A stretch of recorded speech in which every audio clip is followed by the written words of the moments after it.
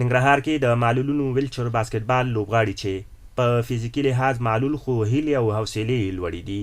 موده مخکې د ویلچر باسکټبال ملي لوبډلې 3 لوبغاړو په تایلند هېواد کې د یو شمېر هېوادونو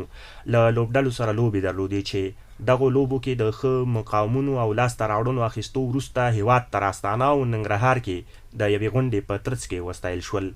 د ننګرهار د بدني روزنې او سپورټ ریاست مطبوعاتي مسؤل وایي د بېلابېلو لوبو لوبغاړو ته به د لوبو کولو زمینه برابر او په هر حالت کې به یې ملاتړ کوي. په راتلونکي کې زموږ هیله او امید دا ده چې دغسې نور ورزشکاران هم لاسته راوړي او د ورزش ریاست په استازولۍ ډاډ ورته ورکوو ورزشکارانو ته یوازې د ویلچر باسکټبال نه بلکې د هرې برخې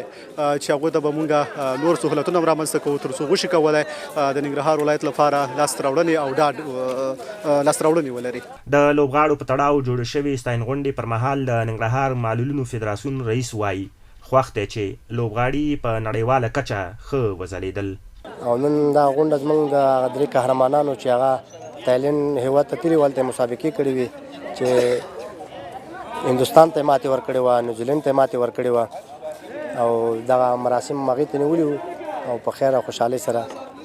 سر ته ورسېدل. د ویلچر باسکټبال ملي لوبډلې لوبغاړي وایي تایلند هېواد کې 15 لوبې وکړې چې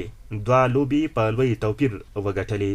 منګه نیوزیلینډ ته خسته په ښه توپیر ماتې ورکړه هندوستان ته په ښه توپیر ماتې ورکړه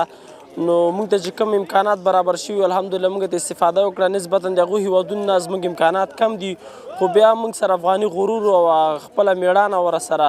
او خپل کوششونه او استادانو خوارۍ موږ دغه 2 ټیمونه ښه په قوي توپیر سره مات کړل.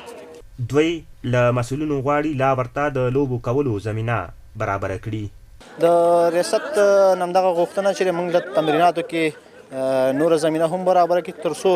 ښه لوبې وکړو او افغانستان دپاره لا ویاړونه راوړو. دغه راز د ننګرهار او لغمان ویلچر باسکټبال لوبډلو ترمنځ لوبه هم ترسره شوه چې د ننګرهار لوبډلې په بریا پای ته ورسېده.